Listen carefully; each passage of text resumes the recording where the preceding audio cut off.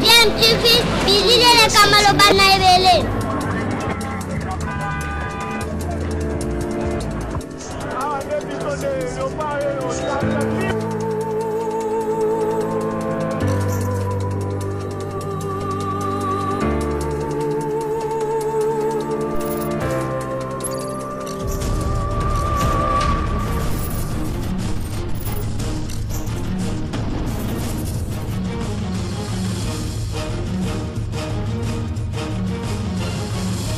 DMTV toujours en avant.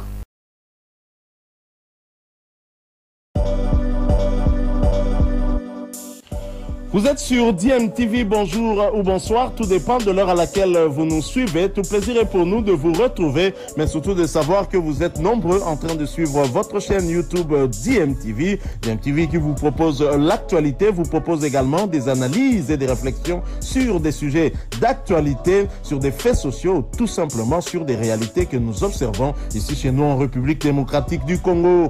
L'actualité est dominée par cette finale de la Ligue des champions de la CAF prévue ce dimanche à 20h entre le WAC, le Wydad Athletic Casablanca et le National du Caire, match prévu au stade Mohamed V de Casablanca. Sylvie Meya a une idée de l'ambiance qu'il y a dans ce stade.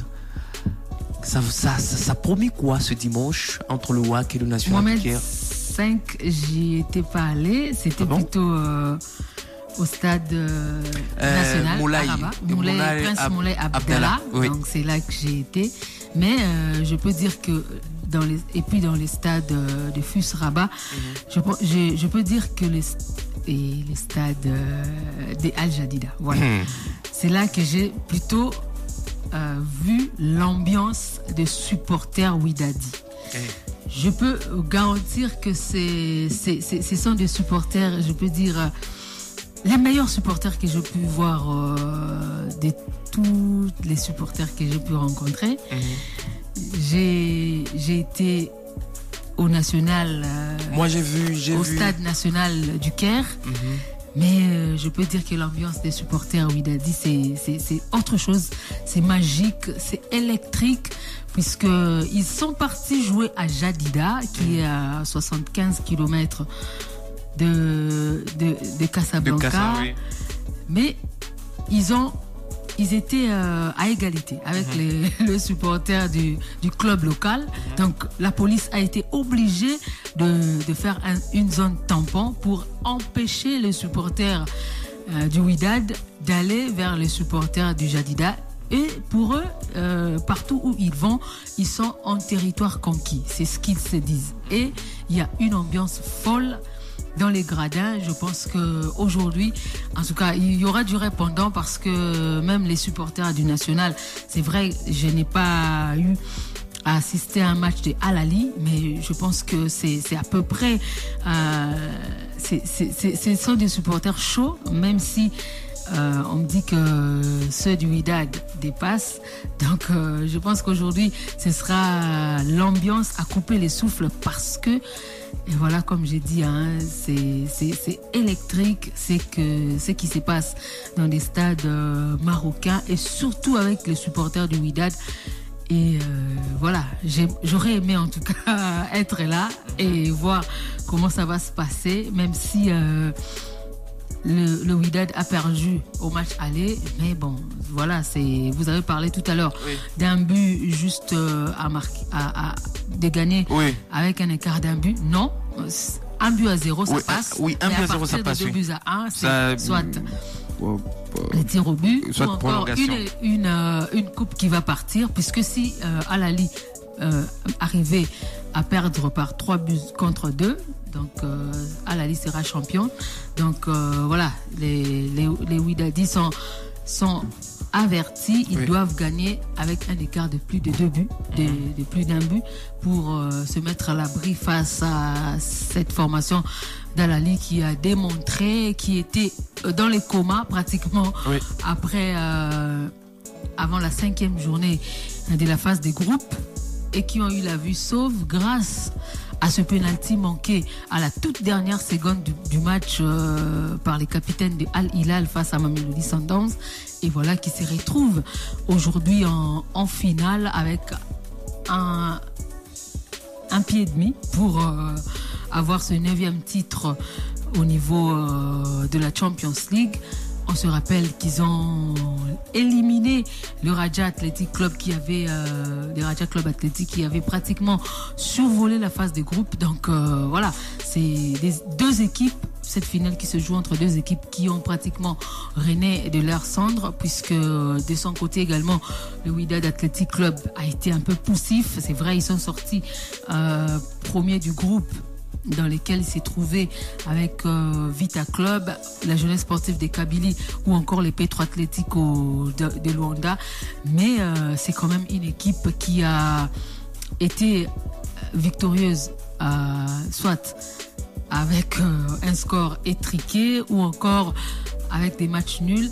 Mais bon, ils ont quand même réussi à faire douter la formation des Simba en quart de finale, à éliminer Simba en quart de finale et à sortir pratiquement la formation des Mamelodi Sundowns qui était parmi les... Voilà, ils n'ont pas sorti Simba, voilà, j'ai eu une confusion avec Al Ahly en demi. Donc ils ont pu se qualifier pour le demi-finale et sortir l'archi-favori de la compétition qui était les Mamelodi Sundowns. Un but partout à Casablanca et 2 buts partout à Pretoria. C'était pratiquement le coup de maître réussi par cette formation de Wydad. Et voilà qu'ils n'ont perdu que par un but d'écart face à Al Ahly. Mais bon, un but, ça peut paraître énorme dans ce genre de match parce que voilà, on peut passer 90 minutes sans pour autant avoir la chance des cadrer un seul tir. On l'a vu avec la formation de Manchester City hier qui n'a eu besoin que d'un but pour s'adjuger ce premier titre en Champions League. Donc voilà, ces buts peut être, on peut se dire, ce n'est qu'un but, mais ça peut être énorme pour arriver à combler cela. On va donc voir ce qui va se passer à partir des 20h aujourd'hui à Casablanca. On suivra encore cette rencontre avec une attention particulière. Vous savez de quoi je veux parler, puisque le WAC, au sein du WAC, il y a quand même un compatriote qui va devoir jouer ce match avant de rejoindre la sélection, Arsène Zolakakou. Ça vous fait quoi de voir ce garçon à ce niveau où on le considère comme le leader dans ce compartiment du WAC? Ça vous fait quoi?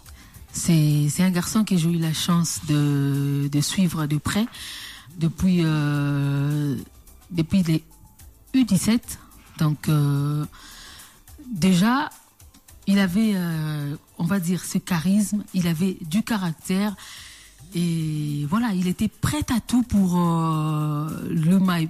Il était prêt à mouiller le maillot pour la sélection. Je me rappelle, on part en U17 ou encore en U20, mais plutôt en U23. Il s'était blessé lors de la rencontre aller ici à Kinshasa face au Maroc. Mais à la rencontre retour, il a tenu à jouer avec sa tête bandé. Il a joué toute la rencontre. Il était prêt à aller à l'affront dans les duels aériens. Et je me rappelle encore après le match, il était en sanglots. Il était en train de pleurer parce qu'il avait très mal à la tête. Mais il avait sacrifié son mal de tête pour permettre à la nation de se qualifier, d'arracher sa qualification. Malheureusement, c'est tout ce qui s'est passé avec ce dossier qui, justement, le concernait avec cette histoire d'âge. Donc, voilà. Mais en gros, je me dis, c'est un garçon qui mérite aujourd'hui d'être là où il est, que ce soit avec le tout-puissant Mazembe ou encore avec la sélection. Et même aujourd'hui avec le Wydad, on l'a vu avec cette même formation.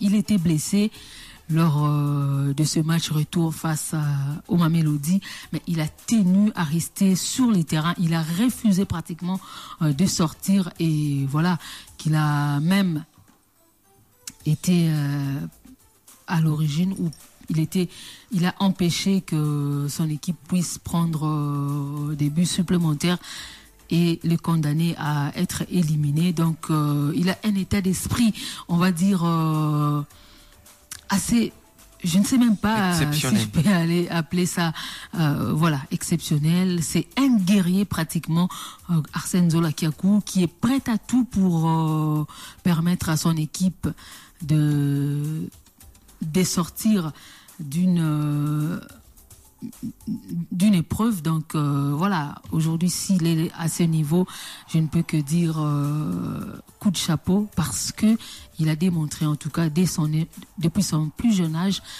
qu'on pouvait compter sur lui, que ce soit avec la sélection nationale ou encore avec ses différents clubs, puisqu'il ne lésine jamais sur ses forces. Il est généré en tout cas dans l'effort pour rendre un service à son club ou encore à la nation. Et puis il faut quand même signaler que ces deux équipes se rencontrent pour la 3e fois de suite. Bon, en moins de 10 ans. En moins de 10 ans. Et puis la saison dernière, elles s'étaient déjà rencontrés en finale, mais seulement c'était sur une seule confrontation et le match s'était joué au Maroc, un match remporté par le WAC, qui est d'ailleurs tenant du titre. Et là, la finale est sur 2 confrontations. Voilà ce qui fait que nous allons assister ce dimanche à une finale retour au coup d'envoi 20h déjà demain. Les auditeurs le matin auront le résultat final de cette rencontre WAC nationale du Caire. Sylvie Meya, c'est vrai qu'on n'a pas parlé de cette finale en Coupe de la Confédération, mais un petit mot sur ces internationaux congolais, ces compatriotes qui ont joué contre dans Young Africans, finale perdue face à la formation de l'USM Alger. Est-ce qu'on peut dire que la saison s'est mal terminée pour Yanga sur le continent? Déjà, se retrouver à ce niveau, c'est une réussite. On peut dire que le bilan est positif. On peut dire que la saison est réussie parce que, voilà, après l'élimination de cette formation de la Ligue des Champions et après... En Ligue des Champions, ils ont joué les barrages. Ils ont joué les barrages. Oui. Personne, en tout cas, ou très peu, pouvait miser 1 euro pour voir cette équipe en finale, mais elle nous a démontré qu'elle pouvait franchir bien des caps, puisqu'ils ont réussi à damer les pions au tout-puissant Mazembe. Et il faut noter qu'ils étaient dans le même groupe que Mazembe. Ce n'est pas du tout facile de sortir dans un groupe de sortir d'un groupe où vous vous retrouvez avec un des ténors du continent, même si ce n'est plus le tout grand Mazembe des années 2015, 2016 ou 2017, mais c'est quand même le tout puissant Mazembe. Mais Young Africans a réussi à battre Mazembe à domicile tout comme à l'extérieur. Ils se sont qualifiés, ils ont éliminé Marumo Galiant, ils ont éliminé la formation plutôt Marumo Galiant en demi-finale, et ils ont réussi à jouer cette finale. Mais je pense que c'est au niveau de la finale que le joueur des Young Africans ou cette équipe des Young Africans s'est mise un peu la pression, puisque voilà, déjà arriver là, c'était un exploit. Après, l'enjeu a peut-être pris les dessus sur le jeu, et cette pression a joué des tours à cette équipe, puisqu'on a vu une équipe pratiquement, je ne vais pas dire méconnaissable, mais une équipe moins bonne de Young Africans lors de cette finale aller face à l'USM. Voilà, bon, on dit aussi que c'est toujours difficile pour une équipe de remporter un trophée juste après sa première finale. Donc, c'était la 2e finale continentale pour l'USM. Donc, c'est vrai qu'ils avaient perdu la première finale face à Mazembe en 2015 en Ligue des Champions, mais c'était une expérience acquise puisque lors de la deuxième finale, les erreurs qui ont été commises lors de cette première finale ont été évitées. Oui. Et je pense que c'est ce qui a fait que USM a été mieux, a été bon lors de cette manche aller de la finale, parce que ils ont joué à fond et ils ont même déjoué les pronostics, puisque c'était une équipe qui n'avait jamais gagné à l'extérieur depuis les débuts de la campagne, mais là ils ont réussi à gagner, à vaincre les Sinendiens et à gagner à l'extérieur. Et ensuite la formation de Young Africans, comme je l'ai dit, qui était un peu submergée par l'enjeu du match et qui s'est mise toute la pression. Et bon, qui s'est réveillé un peu tardivement lors de la manche retour. Mais il fallait marquer ce deuxième but qui n'est pas arrivé malheureusement. Et comme je l'ai dit, l'expérience rendant plus sage, les unionistes ont su gérer cette finale retour, parce que sur le plan du jeu, sur le plan de la détermination, on a vu un Young Africans plus déterminé, mais après c'est la gestion du match côté de l'USM Alger qui a tout faussé des calculs, qui a tout faussé des calculs des Young Africans, qui n'a pas réussi à marquer ce deuxième but et qui aurait été la consécration de cette formation. Voilà, nous allons quand même retenir que Young Africans a fini à remporter cette édition du championnat en Tanzanie, avec tous ces Congolais fiston Kalala qu'on annonce sur les départs, également des joueurs comme Jésus Moloko et Rossien Tuisila, Rossien qui pourrait rentrer au sein de la Renaissance de Berkane, puisqu'il a été donc prêté. Bon, on va voir, on va suivre de près le mercato du côté de Young Africans de la Tanzanie. C'est fini, c'est terminé pour les coupes d'interclubs de la CAF.